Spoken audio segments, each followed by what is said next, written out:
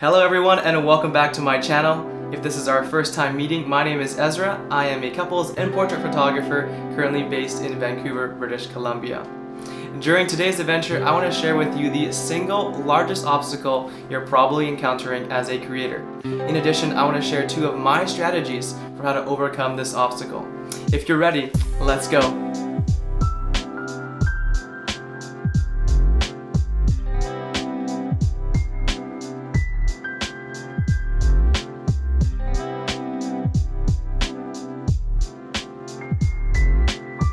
The greatest obstacle that creators across the field face is comparison. Comparison in itself is not bad. In fact, we use comparison every day. It helps us to know when to stop and go at a traffic light, and what we like to eat and what we don't like.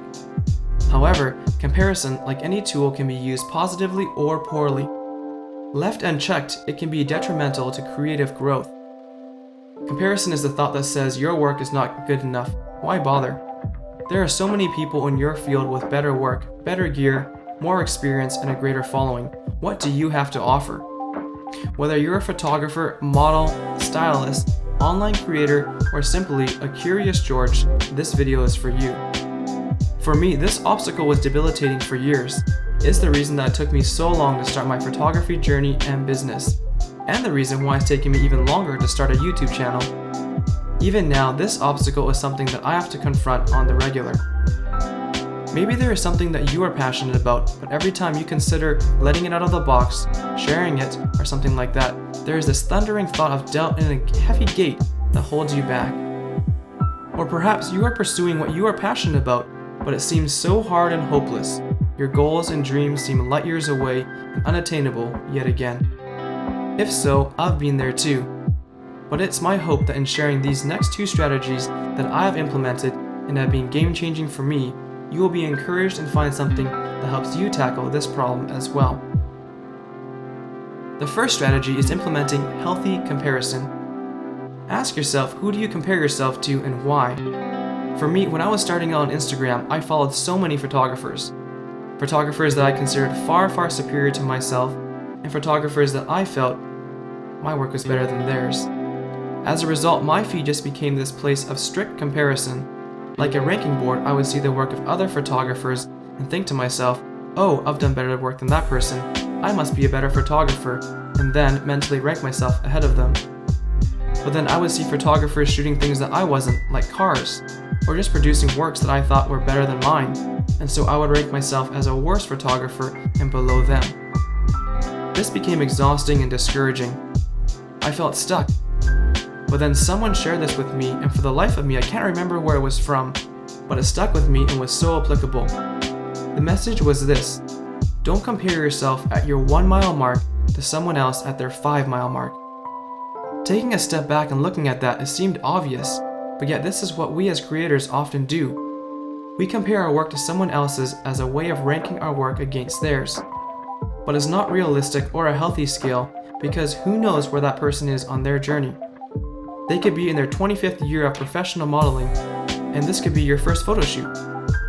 In learning this, I changed up my whole Instagram strategy for my photography feed. I now mostly follow people in one of 3 pools, all within my areas of interest. I decided to follow people starting in their journey, that way I could encourage them and see my own progress through them. This is the smallest pool. In the second pool, I follow people in a similar spot in their journey and experience to me, so that we can encourage and support each other. This is the medium pool. Finally, I follow lots of people who I would consider ahead of me in their journey and where I strive to go towards. This is the largest pool, as most of my focus is towards development and growth. Now when I look back at my feed based on my followers, I look at it more strategically. People who I am a step or two ahead of remind me of where I came from and how I am progressing. Those at a similar space to where I am are those who inspire and push me to become better. And finally, those that are steps ahead of me introduce me to what is possible and help me to keep dreaming and envisioning. Comparison can be healthy, it all depends on how you harness it. I'm encouraging you to check who you are comparing yourself to and why. Maybe this year it's time for you to make some changes to who you follow or why you are following them. The second strategy is to be authentically you. There are a number of people in the photography world that I aspire to be like. However, I have learned to not gauge my success as a photographer by how closely my work resembles theirs. It is true that you're probably never going to create a Leonardo da Vinci piece of art better than da Vinci himself. However, his style could be one that you aspire and use as influence for your work. Instead of trying to be as good as someone so that your work can replace theirs, remember there is no better you than you. Your approach, experience, and how you create is so unique to you. So harness that, hone that, and let it be what sets you apart during every step of your journey, and I guarantee you there will always be space for you at the creator's table. Your seat is for you, so don't try and take someone else's because it won't fit, and they're already sitting in it. Look for progress and not perfection.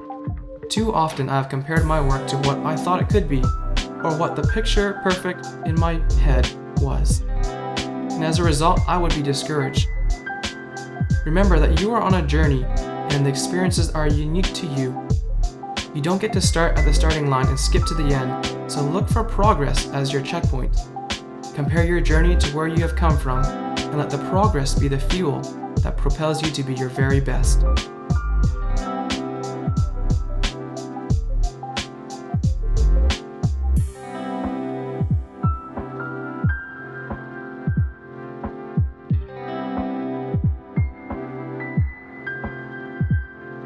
Thanks for watching my video. I hope you enjoyed it and learned something that helps you overcome negative comparison. Don't forget to like and subscribe. And I'd love to hear in the comments what your strategies are for overcoming negative comparison. If you aren't following me on Instagram yet, you can follow me at Ezra Tsai Photography. And until next time, make new friends and shoot them. Bye-bye.